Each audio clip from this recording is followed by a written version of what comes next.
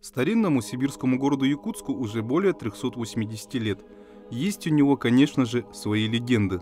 В некоторых переплелось ужасное и смешное. Одна из них изложена Николаем Бергом в 1860 году в журнале «Московский вестник». Это описание жуткого и комического случая, произошедшего в конце 18 или начале 19 столетия в Градоякутской Никольской церкви. Сам автор статьи услышал эту историю от своей матери, Анны Ромадиной, записавшей ее в 1805 году.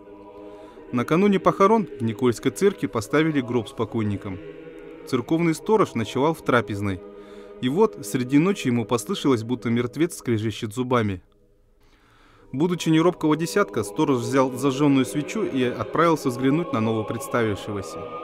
Подойдя к гробу, он не заметил ничего необычного и вернулся к себе. Но вскоре опять послышался зубовный скрежет, теперь уже более явственный.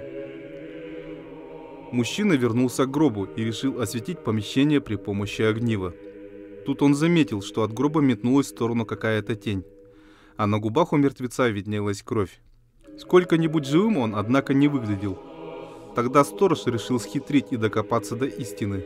Он сделал вид, что все в порядке, вернулся в трапезную, но не стал тушить свечку, а прикрыл ее горшком, так что огня не было видно. Несколько минут спустя он услышал скрежет. Опрокинув горшок, при свете свечи мужчина увидел, что над гробом склонилась фигура в белом. Привидений сторож, однако, не боялся. Живо бросился к фигуре и ухватил ее за шиворот с криком: «Кто ты? Говори, а не то убью!» Тут призрак упал перед ним на колени и оказался молодой женщиной. На ней был саван. Видимо, она всерьез рассчитывала, что ее примут за фантом. Девушка поведала, что полюбила одного молодого человека, а тот не отвечает ей взаимностью. Ворожея посоветовала добыть зуб покойника, вот только извлекать его изо рта следовало при помощи собственных зубов.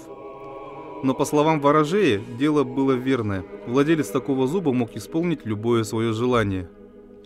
После вечерней службы девушка потихоньку спряталась в храме и попыталась выкусить зуб изо рта у мертвеца.